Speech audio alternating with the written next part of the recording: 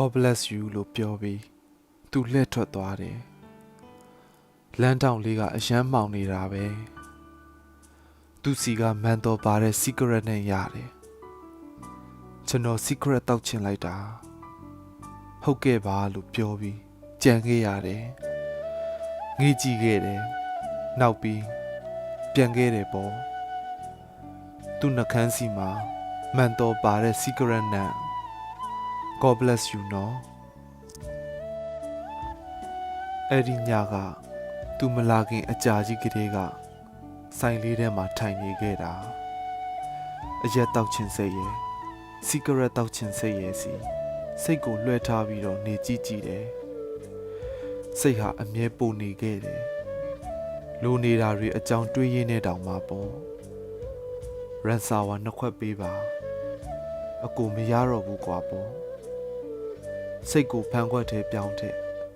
ရေခဲလျှော့ထားတော့ခက်ပြင်းပြင်းပဲကျွန်တော်ဟိုတယောက်နဲ့မတွေ့ဖြစ်ဘူးအရက်လည်းမတောက်ဖြစ်ဘူးဆိုတော့ကောင်းတာပေါ့တဲ့သူ secret တလိပ်ထုတ်ပြီးနှကမ်းမှာတေးတော့အလိုက်တတိမင်းညီပေးမိတယ်ဒါမင်းပြောဘူးတလို့1960ခုနှစ်လောက်ကလူကြီးလူကောင်းအမျိုးသားတွေလှုပ်လေရှိတဲ့သိရင်ကြီးတဲ့အပြုံးမှုတစ်ခုလားတဲ့ကျွန်တော်ခက်ဟာဟာရှိရင်ဖြည်းဖြည်းလေးခေါင်းရမ်းပြရင်ရန်ဆာဝါနှစ်ခွက်ထပ်မာလိုက်တယ်သူတောက်တဲ့ secret အနက်ဟာဆူဆူအေးအေးသူနှကန်းကပြန်ထွက်လာတဲ့မိကိုတွေဟာလည်းထင်ထားသလောက်မများပဲခက်ပါပါသူ secret ကိုတစ်ခါရှိုက်တိုင်းပါကနည်းနည်းရှိုက်ဝင်သွားတယ်မိကိုမှုတ်ထုတ်ရင်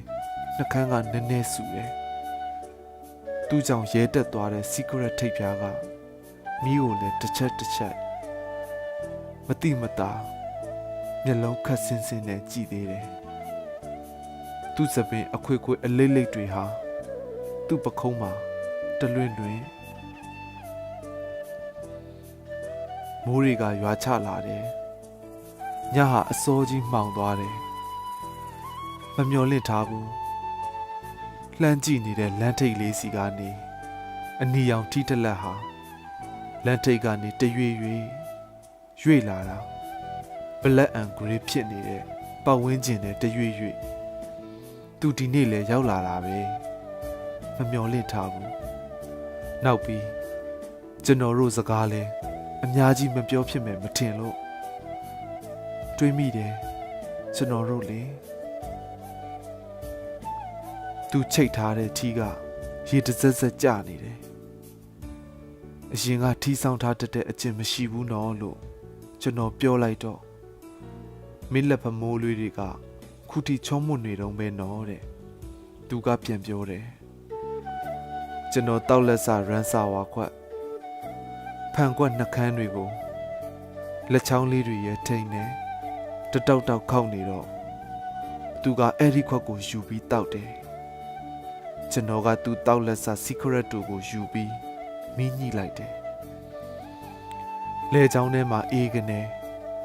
ထီကရေတွေတဆက်ဆက်ကျနေတယ်ဆိုင်ကိုကျွန်တော်အပြက်ငားထားတာဗျအဲ့လိုပြောတော့သူကရည်တယ်တဆိုင်လုံးမှာကျွန်တော်တို့နှစ်ယောက်တည်းညဟာအစောကြီးမှောင်ခဲ့တယ်ထီကကျနေတဲ့ရေတွေဟာတဆက်ဆက်ကျွန်တော်တို့အကြာကြီးထိုင်ခဲ့ကြတာပဲ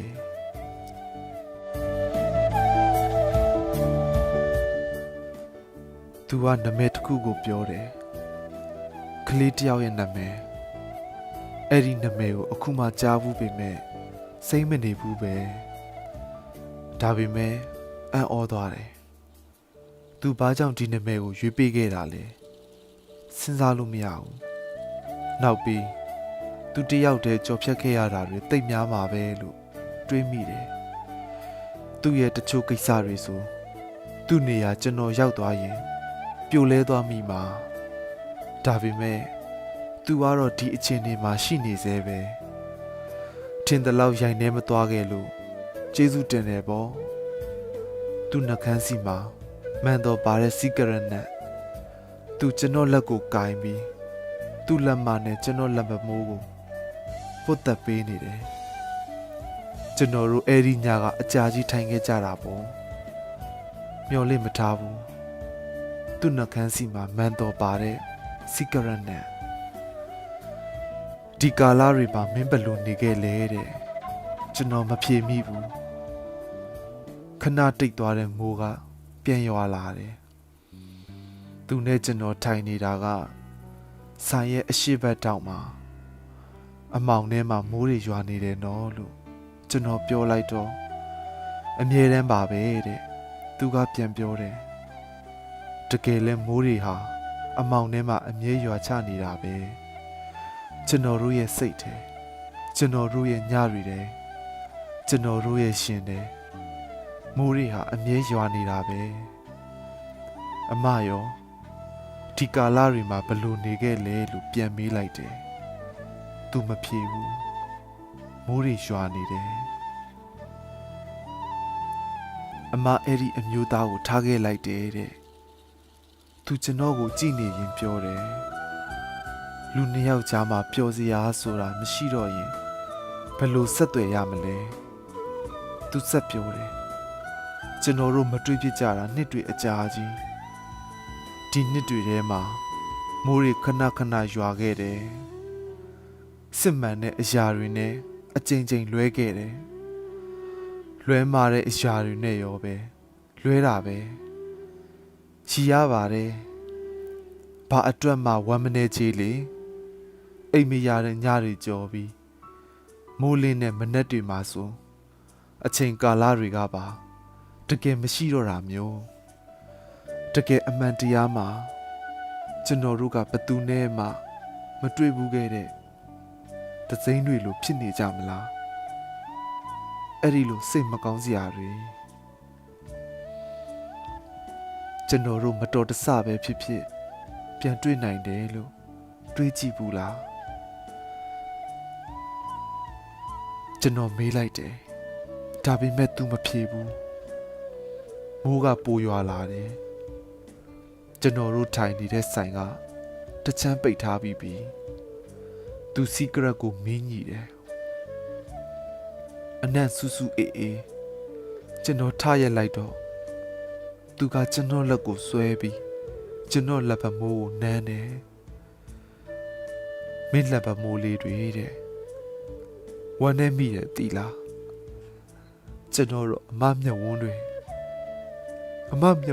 လို့ပြန်မပြောဖြစ်ခဲ့ဘူးအတိတ်ပဲမရှိလိုက်တာဗျာမိုးဟာလိုရာထက်ပိုရွာတဲ့အနေအမှာအတော်ထူးချွန်တာပဲကျွန်တော်တို့မတော်တဆပြန်တွေ့ကြအောင်မယ်လို့အကျယ်ကြီးអော်ပြီးပြန်လာတော့အတိတ်ပဲမရှိတော့မိုးတွေဒီလိုနဲ့မိုးတွေအရန်ထက်ရွာလာမယ်နေ့ကိုထပ်ဆောင်ခဲ့တယ်ကျွန်တော်တို့မတော်တဆပြန်တွေ့ကြအောင်မယ်လေ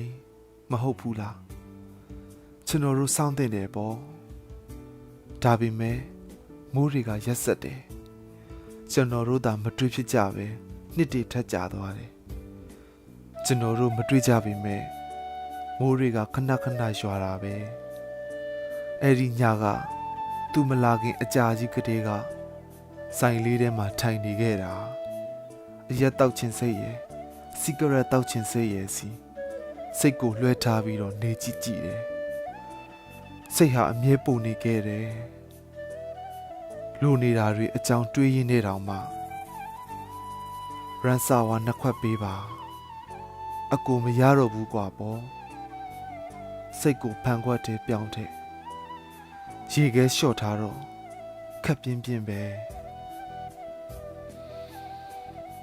ညကနက်လာပြီကျွန်တော်တောက်တာများနေပြီအဝေးကြီးကိုထွက်ပြေးချင်နေပြီတဲ့သူရောက်လာပြီကျွန်တော်ဘေးမှာဝင်ထိုင်တယ်ကျွန်တော်ထိုင်နေတာအရန်ကြာပြီ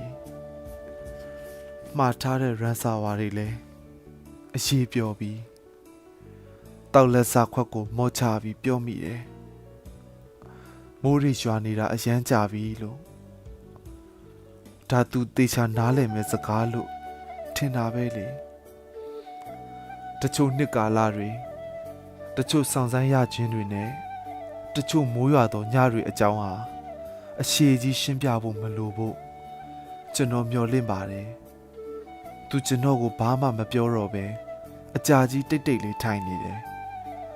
သူ့ထီးကနေတဆက်ဆက်ကျနေတဲ့ရေစက်တွေကိုငေးနေတယ်သူလက်နှစ်ဖက်ကိုတင်းတင်းပိုက်ပြီးကျွန်တော်ကိုစောင့်ကြည့်ရင်မေးတယ်စာရီရောရေးဖြစ်ရဲ့လားတခုခုဆိုတည်တဲ့အထိမှတ်ထားတာပြောစရာမကောင်းဘူးတခုခုဆိုစောင့်မနေပဲထွက်ပြေးကြည့်ပါလားသူစက်တိုက်ကိုစကားတွေပြောနေတာပဲကျွန်တော်သူ့ကိုဘာမှပြန်မပြောပဲငေးကြည့်နေမိတယ်သူ secret တလေးကိုထုတ်ပြီးနှကန်းဖျားမှာတိတ်လိုက်တော့ကျွန်တော်ကမီးညှိပေးပြီးသားဖြစ်နေပြီဒါသူလဲသဘောကျတဲ့သိရင်ကြီးတဲ့အပြုတ်မှုတစ်ခုမဟုတ်လားအမကရီရလားတဲ့သူမရီရပဲမေးတယ်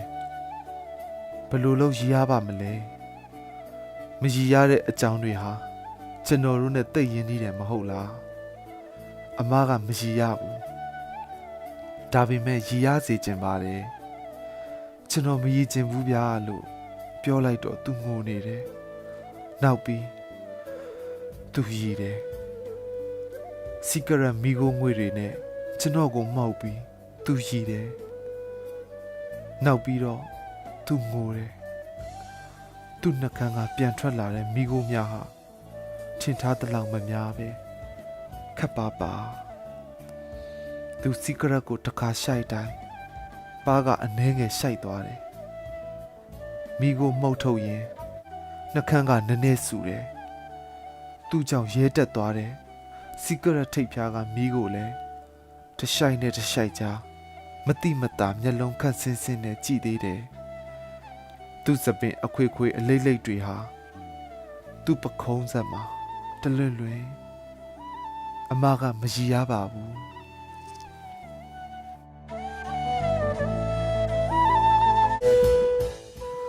လမ်းပေါ်မှာအိမ်ပြန်နောက်ကျသူတွေနောက်ပြီးအိမ်ရမဲ့ခွေးတွေနှစ်တွေကြာသွားလဲနောက်ဆုံးအိမ်ပြန်သူတို့ရဲ့မြင်ကွင်းကအရင်လိုပဲဖြစ်နေတာစိတ်မကောင်းစရာကျွန်တော်တို့ဒီလိုမိုးညတွေကိုစောင့်နေခဲ့တာသိကြသွားပြီသူကလမ်းပေါ်ကမြင်ကွင်းကိုငေးလို့ကျွန်တော်ကသူ့ကိုငေးလို့အမကျွန်တော်ရောရီရလားသူပြန်မဖြေခဲ့ပဲရီနေခဲ့တယ်တခါတလေအမတို့မတော်မဆမဟုတ်ပဲတွေးကြရင်ရောမတော်တဆမဟုတ်ပဲလေတွေးကြရင်ရောတဲ့ပြောမိပါတယ်ကျွန်တော်ယူသွားမှာကျွန်တော်တို့မှာမတော်တဆမဟုတ်ပဲရခဲ့တာတွေကခက်များများကျွန်တော်ပြန်မေးမိတယ်ကျွန်တော်တို့တယောက်ကိုတယောက်ဘယ်တော့မှပြန်မတွေးကြရင်ရောကျွန်တော်တို့လေတယောက်ကိုတယောက်ဘယ်တော့မှပြန်မတွေးကြရင်ရောရင်ဘယ်လိုလုပ်မလဲလို့ကျွန်တော်မေးခဲ့တယ်ဆိုင်ပြင်မှာမိုးဟာတဲလို့ကျွန်တော်တို့ထိုင်နေတဲ့ဆိုင်ကလေးကလည်းတချမ်းပိတ်ထားနေပြီတကယ်လို့ကျွန်တော်တို့ဘယ်တော့မှပြန်မတွေးကြရင်ရောရင်အမပြန်သိမ့်ပြီလို့ထင်တယ်သူကပြောတယ်အဲ့ဒီမြို့မှာပဲနေတော့မယ်ဘဝဆိုတာတိဆောက်ဖို့မဟုတ်လားညဘက်တွေဆိုတချင်းဟောင်းတွေကိုနားထောင်ဖို့ရေဒီယိုဖွင့်ထားမယ်လေ